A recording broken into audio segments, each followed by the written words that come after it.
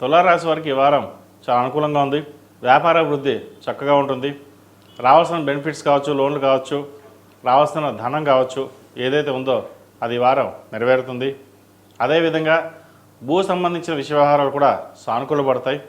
క్రయ విక్రయాలు లాభిస్తాయి. అదేవిధంగా వివాహం సంబంధించిన విషయ వ్యవహారాలు కూడా చక్కగా గోచరిస్తోంది. సంబంధం కుదురుతుంది. అలాగే తాంబూలాలు తీసుకోవడం, ముహూర్తాలు పెట్టుకోవడం కూడా జరుగుతాయి. సంతానానికి మంచి సంబంధం కుదిరింది అనే భావన ఏర్పడుతుంది.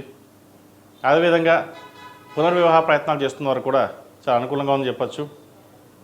అయితే అన్నీ చక్కగా ఉన్నా ఏదో ఒక తెలియని భావన ఏర్పడుతుంది. ఎలా చేస్తాం, అన్నీ సక్రమంగా జరుగుతాయా లేదా, ఏమైనా అడ్డంకులు వస్తాయా లేవా అన్న ఒక భయాందోళన ఏర్పడుతుంది. అయితే ఎటువంటి భయాందోళన లేకుండా మీ పనులు మీరు ప్రారంభించండి. ఆ భగవత్ సంకల్పన మీకు అనుగ్రహం ఉంది. ఆ వినాయకుడికి దండం పెట్టుకుని పనులు ప్రారంభించండి. అన్నీ సక్రమంగా జరుగుతాయి. ఏ ఆటంకం లేకుండా సాఫీగా సాగిపోతుంది. అదేవిధంగా విదేశీ సంబంధించిన విషయ వ్యవహారాలు సానుకూలపడతాయి. విదేశాల్లో ఉన్న వారికి మంచి అవకాశాలు కలిసి వస్తాయి. వ్యాపార అభివృద్ధి గడిచిన వారాల కంటే కూడా ఈ వారం కొంతవరకు బాగుందని చెప్పచ్చు. రాష్ట్రాధిపతి అష్టమాధిపతి అయిన శుక్రుడు భాగ్యంలో ఉన్నారు. గురు శుక్రులతో కలిసి ఉన్నారు.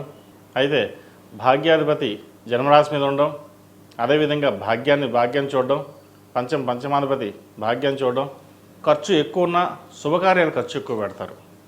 ఇది ఒక మంచి తరుణం అని చెప్పచ్చు. ఆరోగ్యరీత్యా కూడా ఎటువంటి ఇబ్బందులు ఉండవు. చక్కగా ఆరోగ్యం సహకరిస్తుంది.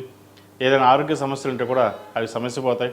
ఇంటా బయట మంచి పండగ వాతావరణం నెలకొంటుంది.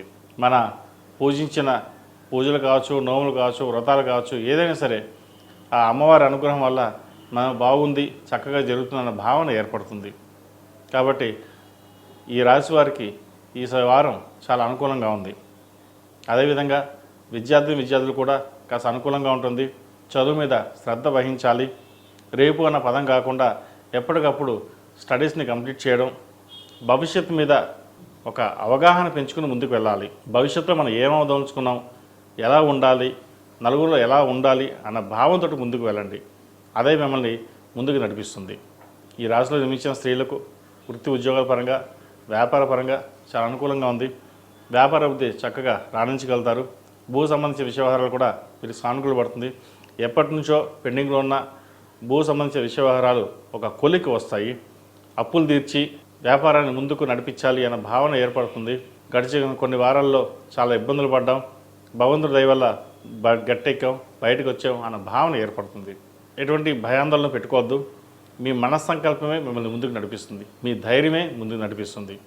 అదేవిధంగా జీవిత భాగస్వామి సలహాలు, సూచనలు, వారి అండదండలు మీకు ఎక్కువగా ఉంటాయి. ఏదైనా ఒక సమస్య వస్తే ఇద్దరు ఒక పరిష్కారానికి దారి చూపుకొని ముందుకు వెళ్ళడం అనేది చెప్పదగినది. శుభకార్యాల్లో పాల్గొంటారు. దైవ దర్శనాలు ఎక్కువగా చేసుకుంటారు.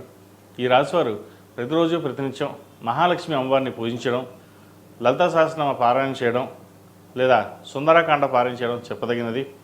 ఈ రాశిలో జన్మించిన వారికి కలిసి వచ్చే సంఖ్య 7, కలిసి వచ్చే రంగు స్కై బ్లూ.